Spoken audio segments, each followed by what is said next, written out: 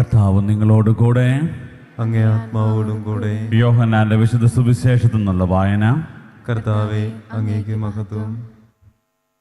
അക്കാലത്ത് യേശു ഒലിവ് മലയിലേക്ക് പോയി. അതിരാവിലെ അവൻ വീണ്ടും ദേവാലയത്തിലേക്ക് വന്നു.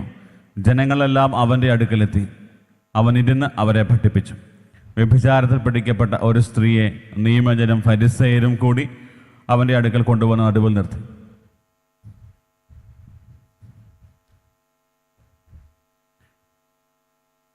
അവർ അവനോട് പറഞ്ഞു, ഗുരു, ഈ സ്ത്രീ വ്യഭിചാരത്തിൽ പിടിക്കപ്പെട്ടവളാണ്. ഇങ്ങനെയുള്ളവരെ കല്ലെറിയണമെന്നാണ് മോശ നിയമത്തിൽ കൽപ്പിച്ചിരിക്കുന്നത്. നീ എന്ത് പറയുന്നു? ഇത് അവനിൽ കുറ്റം ആരോപിക്കാൻ വേണ്ടി അവനെ പരീക്ഷിച്ചുകൊണ്ട് ചോദിച്ചതാണ്. യേശുവാകട്ടെ കുനിഞ്ഞ് വിരൽ കൊണ്ട് നിലത്ത് എഴുതിക്കൊണ്ടിരുന്നു. അവർ ആവർത്തിച്ച് ചോദിച്ചുകൊണ്ടിരുന്നതിനാൽ അവൻ നിവർന്ന് അവരോട് പറഞ്ഞു, നിങ്ങളിൽ പാപമില്ലാത്തവൻ ആദ്യം അവളെ കല്ലെറിയട്ടെ. അവൻ വീണ്ടും കുനിഞ്ഞ് നിലത്ത് എഴുതിക്കൊണ്ടിരുന്നു. എന്നാൽ ഇത് കേട്ടപ്പോൾ മുതിർന്നവർ തുടങ്ങി ഓരോരുത്തരായി സ്ഥലം വിട്ടു. ഒടുവിൽ യേശുവും നടുവിൽ നിന്നിരുന്ന ആ ഒരു സ്ത്രീ മാത്രം ശേഷിച്ചു. യേശു നിവർന്ന് അവളോട് ചോദിച്ചു, സ്ത്രീയെ, അവർ എവിടെ? ആരും നിന്നെ വിധിച്ചില്ലേ? അവൾ പറഞ്ഞു, ഇല്ല കർത്താവേ. യേശു പറഞ്ഞു, ഞാനും നിന്നെ വിധിക്കുന്നില്ല, പൊയ്ക്കൊള്ളുക, ഇനിമേൽ പാപം ചെയ്യരുത്. കർത്താവിൻ്റെ സുവിശേഷം. ക്രിസ്തുവേ, അങ്ങേക്ക് സ്തുതി.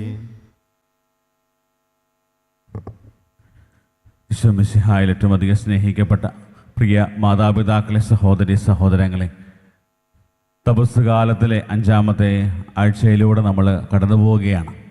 നമ്മൾ വായിച്ചയുടെ 1-ാമത്തെ വായനയിൽ ദാനിയേൽ പ്രവാചകന്റെ പുസ്തകത്തിലൂടെ സൂസന്നയുടെ ആ ഒരു ജീവിത കഥ നമ്മൾ വായിച്ചു കേട്ടു. നിലവിളിച്ച് ദൈവത്തിൻ്റെ മുമ്പിൽ നിലവിളിച്ച് പ്രാർത്ഥിച്ചപ്പോൾ ദൈവം ശക്തമായി ഇടപെട്ട ഒരു വലിയ അനുഭവം നമ്മൾ വായിച്ചു കേട്ട സങ്കീർത്തനത്തിൽ നമ്മൾ പ്രതിവചന സങ്കീർത്തനമായിട്ട് വായിച്ചത്. മരണത്തിൻ്റെ താഴ്വരയിൽ കൂടി നടക്കേണ്ട വന്നാലും കർത്താവ് നീ കൂടെ ഉള്ളത് കൊണ്ട് ഞാൻ ഭയപ്പെടുകയില്ല. സങ്കീർത്തകൻ ഒരു വലിയ വലിയ ആത്മധൈര്യമായിരുന്നു അത്. അതായത് ദൈവം കൂടെയുണ്ടെങ്കിൽ മരണത്തിൻ്റെ താഴ്വരയിൽ കൂടി നടക്കേണ്ട വന്നാലും ഞാൻ ഭയപ്പെടുകയില്ല. ഇതുപോലെ മരണത്തിൻ്റെ മുമ്പിലായിരിക്കുന്ന ആ ഒരു സാഹചര്യത്തിൽ പോലും ദൈവത്തെ നിലവിളിച്ചപേക്ഷിച്ചപ്പോൾ ദൈവം അത്ഭുതകരമായി അവരുടെ ജീവിതത്തിൽ ഇടപെട്ടു. സൂസന്നയുടെ ജീവിതത്തിൽ സംഭവിച്ചത് തന്നെയാണ്. അവളെക്കുറിച്ച് തെറ്റായിട്ട് കുറ്റം ആരോപിച്ചുകൊണ്ട് അവളെ പാപം ചെയ്യാൻ പ്രേരിപ്പിച്ചപ്പോൾ അതിൽ നിന്നൊക്കെ മാറി കർത്താവിനെ നിലവിളിച്ചപ്പോൾ അവളുടെ ആ ഒരു സത്യസന്ധതയും അവളുടെ ആ ഒരു ജീവിതത്തിൻ്റെ ആ ഒരു ക്രെഡിബിലിറ്റിയൊക്കെ എല്ലാവരുടെയും മുമ്പിൽ തുറന്നു കാട്ടുവാനായിട്ട് ദൈവം അവളെ സഹായിച്ചു. മരണത്തിൽ നിന്ന് അവളെ രക്ഷിക്കുന്നതായിട്ട് കാണാൻ പറ്റും. പ്രിയപ്പെട്ടവരെ, ഈ ഒരു വലിയ ബോധ്യം, ദൈവം നമ്മുടെയൊക്കെ ജീവിതം നിലവിളിച്ച് പ്രാർത്ഥിക്കുമ്പോൾ ദൈവം നമ്മുടെയൊക്കെ ജീവിതത്തിൽ ഇടപെടും എന്നുള്ളത് നമ്മൾ തിരിച്ചറിയേണ്ട ഒരു കാര്യമാണ്. യോഹന്നാന്റെ സുവിശേഷം 8-ാം അധ്യായത്തിൽ നമ്മൾ കാണുന്നത് ഈശോ പറയുന്ന കാര്യമാണ്, ഞാൻ ലോകത്തിൻ്റെ പ്രകാശമാണ്, ഞാൻ ലോകത്തിൻ്റെ പ്രകാശമാണ്.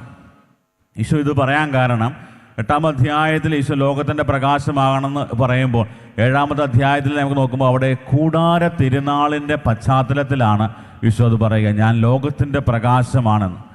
യഹൂദരെ സംബന്ധിച്ചിടത്തോളം അവരുടെ ഏറ്റവും പ്രധാനപ്പെട്ട 3 തിരുനാളുകളിൽ ഒന്നാണ് കൂടാര തിരുനാൾ. അവർക്കുണ്ടായിരുന്ന മറ്റു 2 തിരുനാളുണ്ട്. പെസഹ തിരുനാളുണ്ടായിരുന്നു, പന്തക്കുസ്ത തിരുനാളുണ്ടായിരുന്നു. അങ്ങനെ കൂടാര തിരുനാളിൻ്റെ ഒരു പ്രത്യേകത, എല്ലാവരും ഒരുമിച്ച് വന്ന് ജെറൂസലേം ദേവാലയം മുഴുവൻ ദീപാലങ്കൃതമായി ആഘോഷിച്ചു. നമ്മുടെയൊക്കെ നാട്ടിൽ ദീപാവലിയൊക്കെ ആഘോഷിക്കുന്നത് പോലെ ആഘോഷിച്ചിരുന്ന ഒരു പ്രധാനപ്പെട്ട ഒരു ആഘോഷമായിരുന്നു കൂടാര തിരുനാൾ.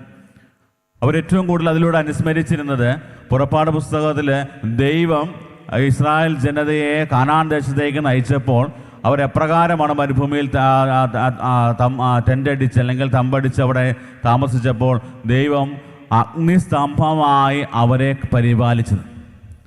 അതിൻ്റെ ഒരു ഓർമ്മയായിരുന്നു കൂടാര തിരുനാളിൽ. അതുകൊണ്ട് ദൈവം അഗ്നിയായി അവരെ സംരക്ഷിച്ചതുപോലെ, അവരെ വഴി നടത്തിയതുപോലെ ആ വഴി നടത്തിയ ദൈവത്തെ അവർ അംഗീകരിക്കുകയും മനസ്സിലാക്കുകയൊക്കെ ചെയ്യാൻ.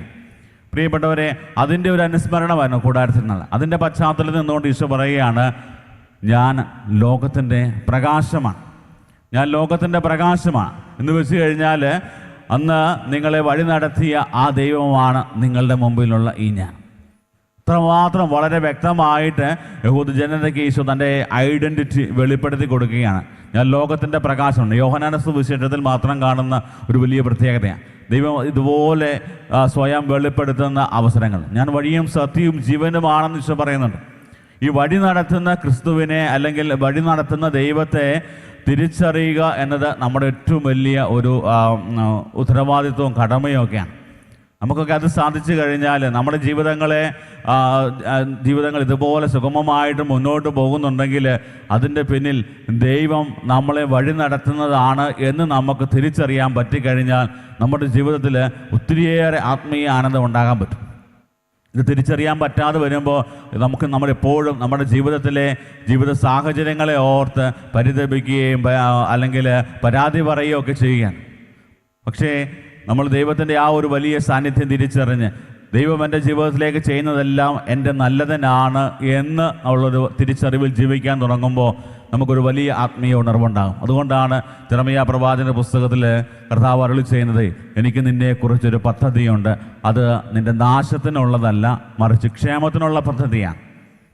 ഈ ഒരു വലിയ തിരിച്ചറിവിലേക്ക് വരുമ്പോൾ, നിലവിളിച്ച് ദൈവത്തെ വിളിച്ചപേക്ഷിക്കുമ്പോൾ ദൈവം നമ്മുടെ ജീവിതത്തിൽ അത്ഭുതകരമായി ഇടപെടുന്നത് കാണാൻ പറ്റും. ഇത് തന്നെയാണ് നമ്മൾ വായിച്ചത് ഒന്നാമത്തെ വായനയിൽ. വചന വെളിച്ചത്തിലൂടെ നമ്മൾ ഈ ഒരു കാര്യം ധ്യാനിക്കുമ്പോൾ നമ്മുടെയൊക്കെ ജീവിതത്തിലേക്കൊന്ന് തിരിഞ്ഞു നോക്കുമ്പോൾ നമുക്കറിയാൻ പറ്റും എന്തുമാത്രം സാഹചര്യങ്ങളിലൂടെ കടന്നു പോയിട്ടുണ്ട്. അവിടെയൊക്കെ അത്ഭുതകരമായി ദൈവം നമ്മളെ വഴി നടത്തിയത് കൊണ്ടാണ് ഈ ഒരു നിമിഷം വരെ നമുക്കിവിടെ ആയിരിക്കാൻ പറ്റും. പ്രിയപ്പെട്ടവരെ, ഇന്ന് ഈ പരിശുദ്ധ കുർബാനയിൽ ഈ വചന വെളിച്ചത്തിൽ നമ്മൾ നമ്മുടെ ജീവിതങ്ങളെ ധ്യാനിക്കുമ്പോൾ നമുക്ക് ചിന്തിക്കാവുന്നതും നമ്മുടെ ഹൃദയത്തിലേക്ക് ഏറ്റെടുക്കാവുന്നതുമായ കാര്യം, കർത്താവേ, ഞങ്ങളുടെ ജീവിതങ്ങളെ ഇതുപോലെ കണ്ണിലെ കൃഷ്ണമണി പോലെ നീ കത്ത് പരിപാലിക്കുമ്പോൾ നിൻ്റെ ആ വലിയ കരുതലും സ്നേഹവും ഒക്കെ മനസ്സിലാക്കി അതിൽ പൂർണ്ണമായ അഭയം പ്രാപിക്കാൻ ഞങ്ങളെ ഓരോരുത്തരെയും അനുവദിക്കണമെന്ന് പ്രാർത്ഥിക്കാം. നമ്മുടെയൊക്കെ ജീവിതങ്ങളിലും കുടുംബങ്ങളിലും ദൈവത്തിൻ്റെ ഈ ഒരു ശൈലി, ദൈവത്തിൻ്റെ സ്നേഹത്തിൻ്റെയും കരുതലിൻ്റെയും ഒക്കെ ഭവനങ്ങളായി നമ്മുടെ കുടുംബങ്ങൾ മാറുവാൻ, നമ്മുടെ ബന്ധങ്ങളിൽ ദൈവിക സ്നേഹം നിറയുവാനായിട്ട് ആഗ്രഹിച്ചുകൊണ്ട് നമുക്ക് പ്രാർത്ഥിക്കാം. ദൈവം നമ്മളെയും നമ്മുടെ കുടുംബങ്ങളെയും സമർത്ഥമായി അനുഗ്രഹിക്കട്ടെ. ആമേൻ.